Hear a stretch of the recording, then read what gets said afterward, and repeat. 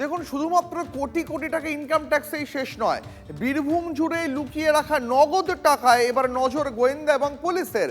জেলায় 250 কোটিরও বেশি নগদ টাকা লুকিয়ে রাখা হয়েছে বলে গোয়েন্দাদের অনুমান, এমনটাই খবর সূত্রের। মিনার মণ্ডলের বাড়ি থেকে উদ্ধার হয়েছে সেটা হিমশৈলের চূড়া মাত্র। বীরভূম জুড়ে 250 কোটি টাকারও বেশি নগদ লুকিয়ে রাখা হয়েছে বলে অনুমান গোয়েন্দাদের। আমাদের সঙ্গে অ্যাসিস্ট্যান্ট এডিটর তন্ময় প্রামাণিক রয়েছেন। তন্ময়দা, যে টাকাটুকুনি আমরা দেখলাম মিনার মণ্ডলের বাড়ি থেকে উদ্ধার হতে, ক্যামেরার সামনে দেখলাম টাকা সোনা উদ্ধার হতে, গোয়েন্দাদের অনুমান যে সেটা হিমশৈলের চূড়া মাত্র। আসলে বীরভূম জুড়ে 250 কোটি টাকারও বেশি নগদ টাকা লুকিয়ে রাখা হতে পারে অনুমান গোয়েন্দাদের।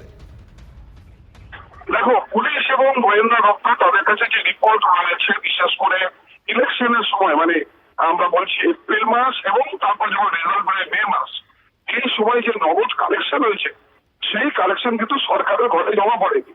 মানে এপ্রিল মাস গোড়াটাই এবং মে মাসে ধরে নাও তাই 1.5 থেকে 2 সপ্তাহ, এই সময়ের যে টাকা, ডিসিআরের টাকা, যেটা আমরা বলি ডুপ্লিকেট কার্বন রিসিপ্ট ভাবি, যেখানে দিয়ে সরকারের রাজস্ব আদায় হয়, যেখান থেকে মূলত এই টুলুর নগদ টাকার কারবার বা আরো যারা সমস্ত তৃণমূল নেতা রয়েছেন এবং যারা ব্যবসায়ী রয়েছেন, যারা এই অবৈধ কারবারে যুক্ত, তাদের এই টাকার পরিমাণ বালি এবং পাথর থেকে সেই টাকার পরিমাণ বিপুল, এবং অন্তত কমপক্ষে সেই টাকার পরিমাণ 250 কোটি টাকা, যেটা ইতিমধ্যেই আমরা 28.5 কোটি টাকা দেখতে পেলাম যে মন্ডলের যে সাগর রয়েছে মিনার মন্ডল বা তার আত্মীয় বলতে পারি মগ্নিপতি, সেখান থেকে তার বাড়ি থেকে বেরিয়ে এলো টাকাটা।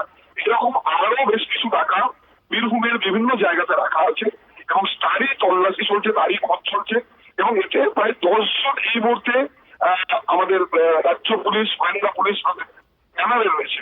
ফলে কোথায় কত পরিমাণ নগদ টাকা যে আমরা হয়তো ওয়েট করছে, এরপর হয়তো হঠাৎ একদিন আবার দেখা যাবে যে কোনো একটা জায়গা থেকে থরে থরে আরো নগদ টাকা বেরিয়ে আসছে। প্রায় 250 কোটি টাকা, এটা রাজ্য পুলিশ, জেলা পুলিশ এবং গোয়েন্দা সূত্রের খবর। ফলে তার খোঁজ চলছে। কিন্তু তুমি একটা জিনিস খেয়াল করে দেখবে, 3 দিন আগে মুখ্যমন্ত্রী শুভেন্দু অধিকারী ইঙ্গিত দিয়েছিলেন টাকার পরিমাণ কত হতে পারে, এবং সরকারি আইনজীবী তিনিও বলেছেন এই যে 50, 52, 55 কোটি টাকার যে মেটেরিয়াল পাওয়া গেল, তাল সোনা এবং নগদ টাকা, এটা জাস্ট একটা বলা চলে হিমশৈলের চূড়া মাত্র। আগে নগদ টাকা এবং সোনা রয়েছে এবং বীরভূমি গচ্ছিত রয়েছে। সরকারি আইনজীবী বলছে ওকে ধরার পর অভিযুক্তদের, এবং পরে মুখ্যমন্ত্রী বলছেন টাকার পরিমাণ কত। ফলে নগদ টাকা আদৌ 250 কোটি নাকি তারও বেশি, সেটা অপেক্ষা আমাদের থাকতে হবে যতক্ষণ প্রশাসন আবার নতুন করে পদক্ষেপ করে আমাদের জানাচ্ছে। মানে বিপুল পরিমাণ টাকা যে বীরভূমে লুকিয়ে রয়েছে এটা স্পষ্ট। ধন্যবাদ তন্ময়দা।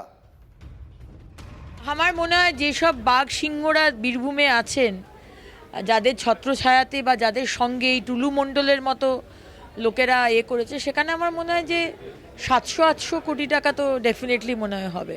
এনার সম্পত্তি তো দেখা যাচ্ছে 200, তাহলে আজকে এত বড় বড় বাঘ যারা রয়েছে, মানে আমি কমে বললাম 800 কোটি টাকা আর কি। এই পুরো ক্রাইমটা যেটা আমরা দেখেছি, এটা বিরাট এলাকা জুড়ে দীর্ঘদিন ধরে ঘটছে, এবং তার একটা ছোটোখাটো বলতে পারেন টিপ অফ দ্য আইসবার্গ, 50 কোটি টাকার মতো ওয়েলথ রিকভার হয়েছে, গোল্ড আর ক্যাশ নিয়ে। এবং যেটা সবচেয়ে ইম্পর্টেন্ট জিনিস, সেটা হচ্ছে যে গোল্ডগুলো পাওয়া গেছে তাদের মধ্যে বেশিরভাগই দুবাই বা বিভিন্ন জায়গা থেকে কেনা, এবং সুইজারল্যান্ড এবং দুবাই। এছাড়া গোল্ডগুলোর মধ্যে ব্ল্যাক কিছু টেপ লাগানো, অ্যাডেসিভ টেপ লাগানো, যার ফলে এদের অ্যাকচুয়াল ডিটেকশন করা খুব মুশকিল। তো ইনভেস্টিগেটিং এজেন্সি এই জায়গাটাও দেখবে যে এটা আদৌ স্মাগলিংয়ের কিনা, ওই অ্যাঙ্গেলটাও দেখবে। তো গভর্নমেন্ট এক্সচেকার মানি দীর্ঘদিন ধরে ফাঁকি দিয়ে এইভাবে ওয়েলথ অ্যাকুমুলেট করা হয়েছে, সাধারণ মানুষের টাকা। তো এই পুরো ব্যাংক যা ক্যাশ যা আছে অ্যাজ পার ল যা হওয়ার হবে। বোঝাই যাচ্ছে তো, এটা তো জাস্ট হচ্ছে মানে হিমশৈলের চূড়া মাত্র যেটা পাওয়া গেছে, এবং হতেই পারে যে এইটা একটা বোঝাপড়ার মধ্যে এটা পাওয়া গেছে, বাকিটাকে সাপ্রেস করার জন্য। হাজার হাজার টাকা লুট হয়েছে, এবং আপনারা যেটা বলছেন তাতে অনেক বেশি টাকা এদিক করে আছে। আর মন্ডলে তো ঝাঁকি হয়, আরো অনেক বড় চোর বাকি হয়।